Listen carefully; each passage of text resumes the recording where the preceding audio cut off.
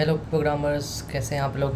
तो आज हम लोग पढ़ेंगे अर्थमेटिक ऑपरेटर्स को, प्रैक्टिकली देखेंगे कैसे हम लोग एग्जीक्यूट करते हैं। ठीक है, तो सबसे पहले आज हम लोग पढ़ने वाले हैं प्लस, एडिशन, सब्सट्रैक्शन, ये दो चीज़ देखेंगे हम लोग। ठीक है, आज हम लोग क्या क्या देखेंगे, आज हम लोग देखेंगे प्लस और सब्ट्रैक्शन, ये कैसे करेंगे कोडिंग में। ठीक है, तो चलते हैं फटाफट। देखें तो आप लोग अपना अपना कोडिंग वाला जो भी है एप्लीकेशन खोल लीजिए, नहीं तो ऑनलाइन कंपाइलर खोल लीजिए। यहाँ पे ये लिख दीजिए इंक्लूड std.h। याद है इसका मतलब क्या बताया था मैंने, ये क्या है, एक फ़ाइल है जो डेवलपर ने ऑलरेडी बना रखी है, जिसमें से आप प्रिंटफ, स्कैनफ, ये सारी चीज़ें टूल्स लोगे। ठीक है, .h एक हेडर फाइल है। इंट मेन के अंदर हम लोग सारा अपना कोड लिखते हैं। यहाँ इंट है डेटा टाइप, इसलिए हम लोग रिटर्न 0 कर रहे हैं। ठीक है, मेन एक फंक्शन, इसी के अंदर हमारा कोड सारा लिखा जाता है। तो इस दोनों को और धीरे धीरे जैसे जैसे थ्योरेटिकल नॉलेज क्लियर होता रहेगा, आपको और अच्छे से समझ में आता रहेगा। ठीक है, तो स्टार्ट करते हैं अपना प्रोग्राम लिखना प्लस ऑपरेटर से।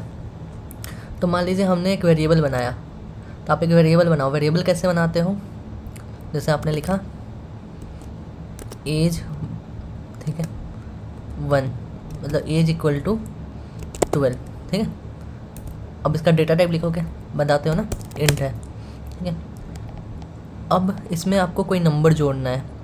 ठीक है, तो आपको आपका मान लो कि एडिशन के लिए आपको एक एक्स्ट्रा एज करके एक आपने एक नंबर ऐसा नाम बना दिया, उसमें आपको 5 जोड़ना है। ठीक है, तो एडिशन करना है, तो आप एडिशन कैसे करोगे। ठीक है, तो एडिशन कैसे करोगे, आप नॉर्मली ऐसे लिखते हो ना, 12 + 5। ठीक है, तो देखो आप अगर लिखते हो प्रिंट एफ का क्या मतलब होता है कि प्रिंट करवाना चीज़ों को, है ना। प्रिंट एफ का मतलब होता है चीज़ों को प्रिंट करवाना। तो आप लिखोगे यहाँ पे 12 + 5, तो बताइए क्या देगा ये आपको। ये आपको एरर दे दिया कि क्यों एरर दिया, क्योंकि आप यहाँ पे डेटा टाइप्स बताओगे कि क्या आने वाला है ना। याद है %d करके आप बताते थे, 2 ऑपरेटर्स 2 आर्ग्यूमेंट्स होते हैं इसमें। यहाँ पे डेटा टाइप्स बताना है कि कौन सा डेटा टाइप, मतलब क्या आने वाला है, क्या वैल्यू दे रहे हो, क्या आने वाला है। ठीक है, आप बताइए। ठीक है, अब आउटपुट हो गया। अब ध्यान से देखिए कि यहाँ पे हम लोग ने कोड्स नहीं लिखा है। ठीक है, कोड्स अगर हम लोग ऐसे लिखे हैं, ठीक है, तो इसका आंसर क्या होगा, ये कुछ अजीब सा है ना। तो कोड्स जैसे लिखते हैं स्ट्रिंग इसको समझने लगता है। ठीक है, ये ऐसा क्यों आया मैं आपको आगे समझाऊंगा कि क्यों ऐसे आता है। ठीक है, जब भी आप वेरिएबल नंबर्स लिखो तो वो बिना कोड्स में लिखोगे, जब आप कुछ कैरेक्टर लिखोगे, ठीक है, ये तो वो कोड्स लगा के लिखोगे। ठीक है, तो अब हम लोग वापस आते हैं मेन थ्योरी पे। पहले एडिशन वाला समझ लेते हैं, घबराने की बात नहीं है, मैं इस वाले जो आउटपुट आया उसको भी आगे बता दूंगा कि क्यों आया था। ठीक है, पहले टॉपिक पे आते हैं। प्रिंटफ ने आपने ऐसे लिखा 12 + 5 तो 17 आया। ठीक है, 17 परफेक्ट है। अब देखो कि आपने पहले ही ऑलरेडी लाइन नंबर 6 और 7 पे एक वेरिएबल में वैल्यू डाल रखी, एज को 12, एज एक्स्ट्रा को 5। ठीक है, अब इसी को और आप अलग से 12 + 5 कर रहे हो। ठीक है, तो आप अगर इसको ऐसे लिखो कि मेरे को क्या एज, ठीक है, एज के साथ एज एक्स्ट्रा जोड़नी है, प्लस करनी है। ठीक, अब करो, तो अब आपका आ गया आंसर 17। ठीक है, सेम वही बात हुई। पहले आपने क्या लिखा था, पहले आपने लिखा था %d as plus as extra, है ना। सॉरी, पहले आपने लिखा था 12 + 5। अब देखो एरर आया है, एरर हम लोग समझेंगे पढ़ के कि क्या एरर आया है।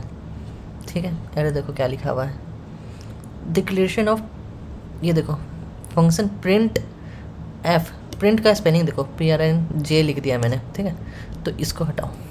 अब देखो चले, ठीक है, एरर पढ़ना भी इम्पॉर्टेंट है, एरर नहीं पढ़ोगे तो आपको दिक्कत होगा। अब देखो ये 17 आया, 2 बार 17 आया, 2 बार 17 क्यों आया, ये इसका 17 है, ये इसका 17 है। ठीक है, तो देखो ये तो अजीब लग रहा है ना, एक साथ चिपका चिपका आया है, इसको हटाना है तो हमें कैसा लिखना पड़ेगा, हमें स्पेस चाहिए होगा। तो स्पेस के लिए हम क्या करेंगे, प्रिंट एफ और आप नॉर्मली स्पेस प्रिंट कर दो, देखो क्या होता है प्रिंट करके, आ गया स्पेस। ठीक है, अगर हमें न्यू लाइन चाहिए होती है तो हम क्या करते हैं, मतलब मैं चाहता कि पहला वाला जो प्रिंट है फर्स्ट लाइन में प्रिंट हो और दूसरा वाला जो 17 है इसके नीचे आ जाए, तो क्या करेंगे, तो इसके जगह इसको कमेंट करो, डबल स्लैश डालोगे कमेंट हो जाएगा, तो इसके जगह हम लोग करेंगे print F slash N. Slash N का मतलब होता है न्यू लाइन। ठीक है, तो स्लैश एन क्यों नहीं चला यहाँ पे, स्लैश एन अभी ये देख रहा है कि ये इसको एज ए स्ट्रिंग ही समझ रहा है। ठीक है, स्लैश एन इसको स्ट्रिंग ही समझ रहा है कि स्ट्रिंग है, एक करेक्टर है। ठीक है, उस और यहाँ पे ये जो सिंबल है ये स्लैश का और ये इसको करेक्टर समझा, स्ट्रिंग समझा, इसलिए ये यहाँ पे ला दिया है इसको। पर यहाँ पे अगर आपको इसको वर्क कराना हो तो आप कैसे लिखोगे, क्या आप अगर ऐसे लिखोगे तो चलेगा या एरर आएगा, बताइए। अब एरर आया, अब एरर को पढ़ो कि क्या लिखा है एरर। देखो हम लोग जो भी पढ़ रहे हैं ना वो इसलिए पढ़ रहे हैं क्योंकि एरर आना ज़रूरी है। एरर आप समझोगे कि क्या लिखा है तभी आगे बढ़ सकते हो, एरर समझ के रिजॉल्व करोगे तो आगे बढ़ सकते हो, वरना नहीं बढ़ोगे। ठीक है, एरर समझते रहेंगे तब बढ़ेंगे आगे। ठीक है, तो अब आपको दिख रहा होगा ये क्या लिख रहा है, एक्सपेक्टेड एक्सप्रेशन बिफोर स्लैश। ठीक है, token print F expected expression, expression मतलब ऐसा कोई सिंबल चाहिए, कुछ एक्सपेक्ट कर रहा होगा एक एक्सप्रेशन ऐसा। ठीक है, जो हमने कोट्स छोड़ा है ना उसी के बारे में बोल रहा है कि आप ऐसा तो कुछ नहीं लिखने वाले हो। ठीक है, अब हम लोग इसके साथ प्रिंट करते हैं तब देखते हैं क्या होता है। देखिए स्लैश एन आ रहा है। अब देखिए, अब एक्चुअल में न्यू लाइन के लिए मैंने बोला था आपको स्लैश एन होता है, लेकिन ये जो स्लैश है ये हमेशा हम लोग यूज करते हैं। एक अगर आप कीबोर्ड पे देखोगे तो आपको एक बैकवर्ड स्लैश भी दिखेगा। ठीक है, बैकवर्ड स्लैश, एक स्लैश ऐसा होता है स्लैंट में। ठीक है, और एक ऐसा होता है ये वाला, ये दिख रहा है, ये वाला को बोलते हैं बैकवर्ड स्लैश। इसको क्या बोलते हैं, बैकवर्ड स्लैश। ये सब इसलिए मैंने ये जानबूझ के ऐसे करा क्योंकि आपको बता सकूं। अब ऐसे करके बताया ना मैंने तो आपको याद रहेगा कि अच्छा क्या गलती हुआ था, कौन सा स्लैश से गलती हुआ था, ये नॉर्मल है। ठीक है, तो ये बैकवर्ड स्लैश मैंने डाला। अब देखना इसका कलर बदल गया है। जैसे पहले मैंने ये वाला स्लैश डाला था, इसको स्ट्रिंग समझ रहा था इसलिए ग्रीन था। जैसे ही मैंने बैकवर्ड स्लैश डाला तो इसका देखो ये वाला ब्लू कलर है, वायलेट, ये भी क्या हुआ, ब्लू जैसा हो गया, वायलेट जैसा। ठीक है, तो अब देखना क्या होगा। अब देखो न्यू लाइन में आ गया। तो हमने साथ साथ में क्या पढ़ लिया, कमेंट कैसे करते हैं, न्यू लाइन कैसे लिखते हैं, स्पेस कैसे दिखते हैं, बनाना हो तो कैसे करते हैं। ठीक है, और प्लस माइनस तो पढ़ने ही वाले हैं। ठीक है, तो ये सारे हमने अभी पढ़ लिए हैं। ठीक, अब मैं आपको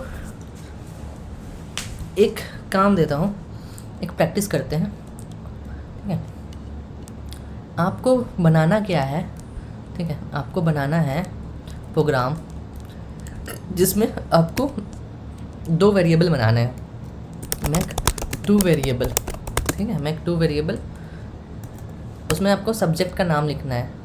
ठीक है, एक मैथ्स रहेगा एंड साइंस, एक साइंस रहेगा। ठीक है, अब आपको मैथ्स में बताना है, ठीक है, कि बच्चे ने स्कोर किया है मैथ्स 70 और साइंस में स्कोर किया है 60। ठीक है, अब इसको आप एडिशन करके दिखाओगे, मेरे को एडिशन करके दिखाओगे। ठीक है, इसमें एक और बोनस पॉइंट होगा कि अगर आपने बढ़िया फॉर्मेट बना दिया, जैसे कि आपने नेम भी लिया किसी का, ठीक है, और आपने नेम भी लिया किसी का और आपने उसको प्रिंट करवाया कि जैसे कि मान लीजिए राहुल इज़ माई नेम। ठीक है,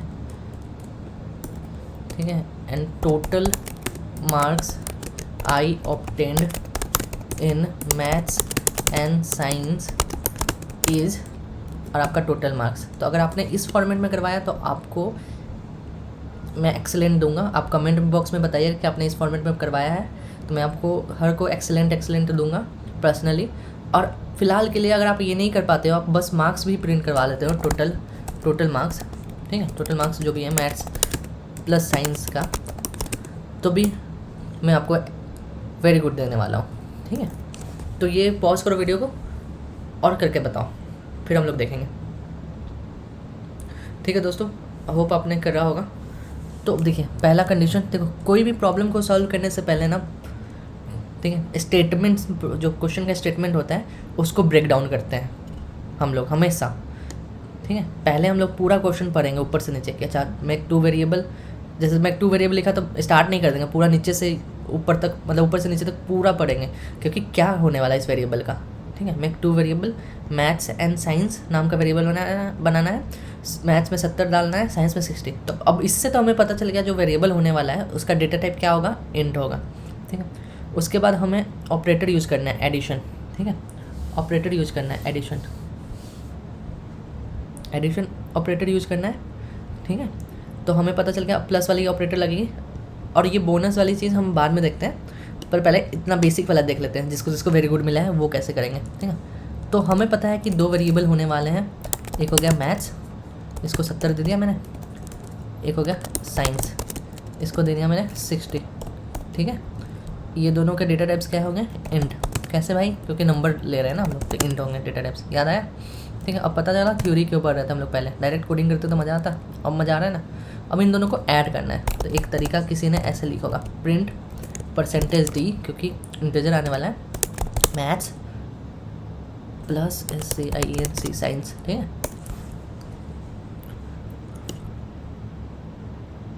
देखो 130 आ गया, ठीक है। अच्छा मान लो किसी से गलती से स्पेलिंग मिस्टेक हो गई इस दोनों की, तो क्या आएगा, एरर आएगा। देखो एरर क्या बोलता है, मैथ अनडिक्लेयर है, ठीक है, first use in function did you make maths, ये हिंट भी दे रहा है कि क्या तुम मैथ्स बोलना चाह रहे हो यहाँ पे, ठीक है। फिर दूसरा बोल रहा है कि इसके बारे में, साइंस के बारे में, कि एरर साइन आपने लिखा है जो कि अनडिक्लेयर, आपने कभी डिक्लेयर किया ऐसा नहीं किया है, क्या आप साइंस बोलना चाह रहे हो, ठीक है, समझे। तो ऐसे ऐसे एरर भी पढ़ते रहेंगे अगर कुछ गलती होता है तो, ओके, ठीक। अब इसको दूसरा तरीका लिखने का क्या था जो मैंने बोला आपसे, कि ये लिखते हैं कि इसको प्रिंट करवाना है, राहुल इज़ माई नेम, ठीक है, राहुल इज़ माई नेम, और total my marks I obtain is इतना, ठीक है। तो आप कैसे प्रिंट करोगे, प्रिंट एफ, ठीक है, राहुल इज़ माई नेम, ठीक है, प्रिंट एफ, नया लाइन लेंगे, ठीक है, फिर प्रिंट एफ लिखेंगे, total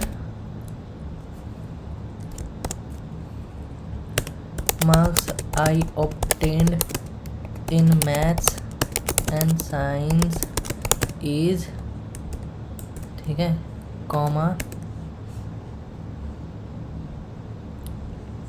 maths plus science, maths plus science, ठीक है।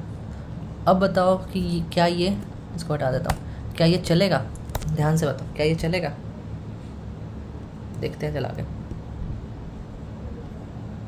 क्या यार, Rahul is my name, total marks of 10 is, maths and science आया ही नहीं, ठीक है। अब देखो पहले तो ये सॉल्व करते हैं, ये क्यों आया है, हमने फिर से स्लैश डाल दिया, हमें क्या यूज़ करना चाहिए, बैकवर्ड स्लैश, रन करो, ठीक है। चलो एक प्रॉब्लम तो सॉल्व हुई है ना, एक प्रॉब्लम तो सॉल्व हुई कि फर्स्ट नेम आ गया फर्स्ट प्लेस पे, दूसरा मतलब फर्स्ट लाइन आ गया, ठीक है, Rahul is my name, and दूसरा लाइन पे ये आ गया। अब दूसरी प्रॉब्लम है, मैथ्स प्लस साइंस आया है क्यों नहीं, ठीक है, मैथ्स प्लस साइंस ये आया क्यों नहीं।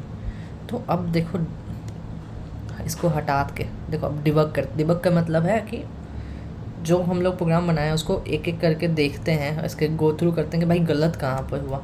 अगर हम लोग इसको हटा के ऐसे लिखते हैं, print of math plus science, तो क्या आता,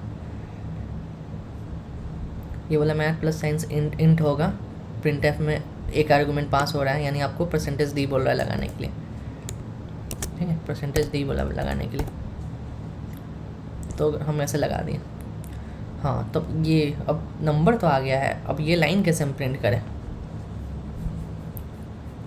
तो क्या अगर हम लोग इसको ऐसे लिख सकते थे, कॉमा जो लिखे हैं यहाँ पे परसेंटेज डी वाला, ये तो एक हो गया, क्या हम इसके ऊपर एक और लाइन लिख दें तो मेरा बात बनेगा? जैसे मैंने ये लिख दिया, अब इसको ऐसे लिख दूंगा, तो क्या मेरा काम हो जाएगा? करके देखना है आपको। ये सब बेसिक स्टेप है, मैं जानबूझ के गलती कर रहा हूँ कि आपको ये सब क्यूरियोसिटी होनी चाहिए, ठीक है।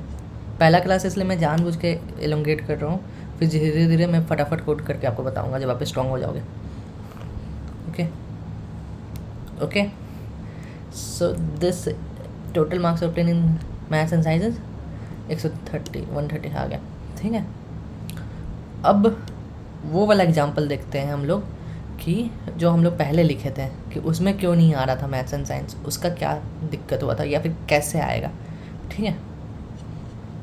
ठीक है, तो हम लोग ये यहाँ तक देख लेते हैं कि कैसे हम लोग प्रिंट करवा रहे हैं। पर पहला प्रॉब्लम रहता है कि जब हम लोग ऐसे कुछ प्रिंट करवा रहे थे, ठीक है, print F comma math plus science, तो ये क्यों नहीं आया था, ठीक है।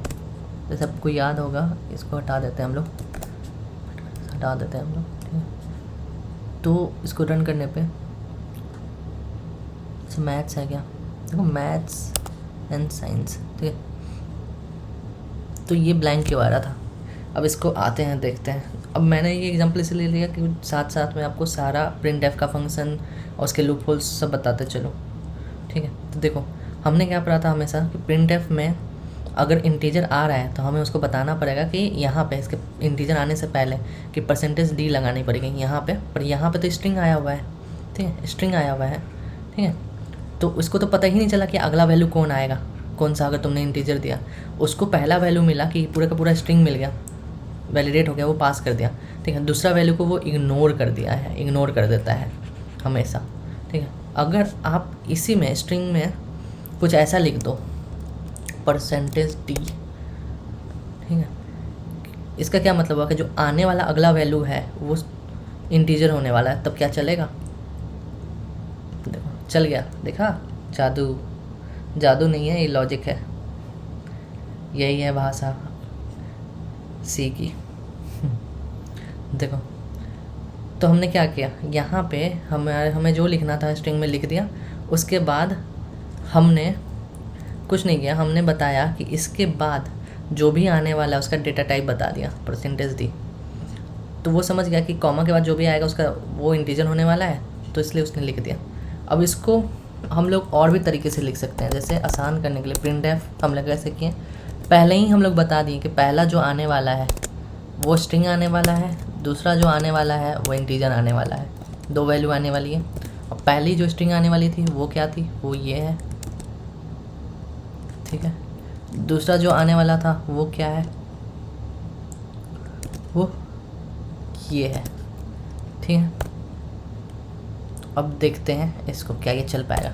इसमें हमने क्या किया, इसमें हम लोग पहले ही डेटा टाइप्स बता दिया कि पहला जो वैल्यू है, पहला वो ये आएगा, दूसरा जो वैल्यू आएगा, देखो स्पेस दिया मैंने और दूसरा वैल्यू का परसेंटेज डी लगा दिया, दूसरा वैल्यू का ये, और कॉमा दिया, पहला वैल्यू लिखा फिर दूसरा वैल्यू लिखा, अब रन किया, देखा आ गया। तो ये होगा तरीका लिखने का, बेटर तरीका, ठीक है।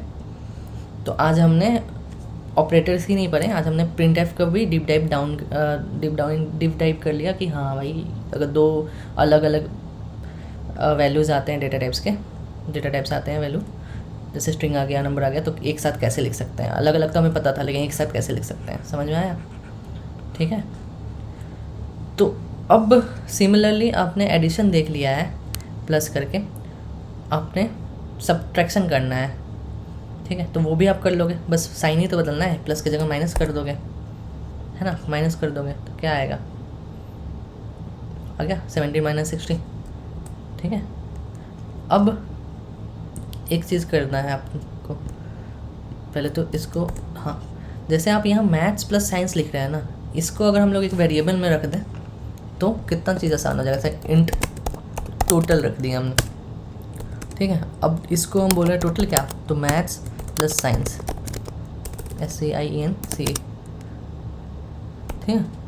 अब हम लोग बस इस टोटल को ही बोल रहे हैं कि प्रिंट करो भाई टोटल क्या है, ठीक है। तो क्या आना चाहिए,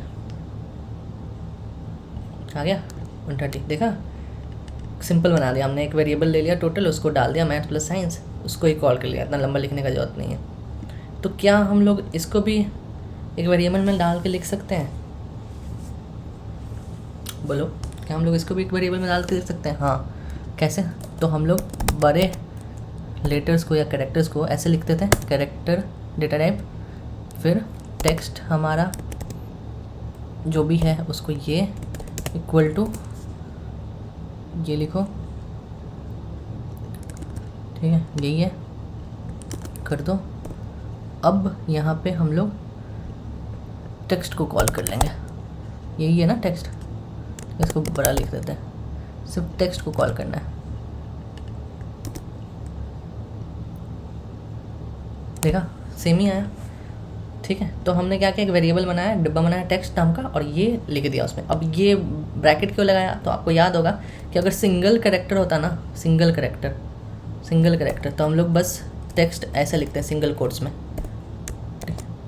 बट एक से ज़्यादा कैरेक्टर है तो उसको बताना पड़ेगा कि एक से ज़्यादा कैरेक्टर्स आने वाले हैं, ताकि वो मेमोरी बना ले उसके लिए। तो हम लोग बोल देंगे कि भाई तू बहुत बड़ा मेमोरी ले ले, ताकि एक से ज़्यादा कैरेक्टर्स आने वाले हैं, ठीक। ये हमने पहले क्लास में भी देखा था, अब हमने एग्जीक्यूट करके भी देख लिया इसको, ठीक है।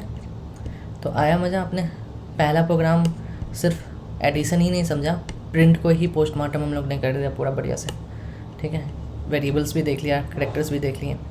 अब हम लोग सब्सट्रैक्शन भी देखेंगे अगले वीडियो में, फिर मल्टीप्लिकेशन, डिवीजन सब देखेंगे, फिर एक छोटा सा कैलकुलेटर बना के देखेंगे, हाँ आपका अपना कैलकुलेटर, ठीक है।